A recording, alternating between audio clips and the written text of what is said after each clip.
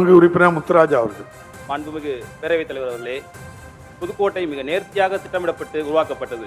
ஒரு குளத்தில் நீர் நிறைந்தால் பிறகு அந்த நீர் மறு குளத்தில் போய் விழும் அளவிற்கு கால்வாய் வசதிகள் இருக்கும் நகரம்.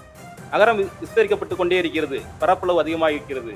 மருத்துவக் கல்லூரி, ஸ்மார்ட் சிட்டி, சித்த மருத்துவ தயாரிப்பு நிலையம், அரசு கல்லூரிகள், ஒருங்கிணைந்த நீதிமன்ற வளாகம், 100 ஏக்கரில் மாவட்ட ஆட்சித்தலைவர் அலுவலகம், அனைத்து திசைகளிலும் அபார வளர்ச்சி. புதுக்கோட்டை நகராட்சியானது மாவட்ட தலைநகரில் அமைந்துள்ள தேர்வு நிலை நகராட்சி ஆகும். தமிழகத்தில் வரலாற்று சிறப்புமிக்க சமஸ்தானமாக இருந்து நாடு சுதந்திரமடைந்த பின்னர் எந்தவித நிபந்தனையுமின்றி கருவூலத்துடன் புதுக்கோட்டை ஆண்ட மன்னரால் இந்திய பேரரசில் இணைக்கப்பட்டது. புதுக்கோட்டை நகராட்சி பழமை பொருந்திய பெருமை வாய்ந்த நகராட்சி ஆகும். மேற்படி நகராட்சியை ஒட்டியுள்ள நயன்ய நத்தம்பண்ணை, நயன்பி நத்தம்பண்ணை, முள்ளூர், கவிநாடு கிழக்கு, கவிநாடு மேற்கு, திருமலராயசமுத்திரம், திருக்கட்டளை, தேக்காட்டூர் ஊராட்சிகளை புதுக்கோட்டை நகராட்சியுடன் இணைத்தால் அரசிடமிருந்து கூடுதலாக நகர்ப்புற வளர்ச்சிக்கு தேவையான கூடுதல் நிதியினை பெற்று அப்பகுதியில் வாழும் பொதுமக்களுக்கு அடிப்படை வசதிகளை தரமான முறையில் தேவையான அளவு ஏற்படுத்தி தர ஏதுவாக இருக்கும்.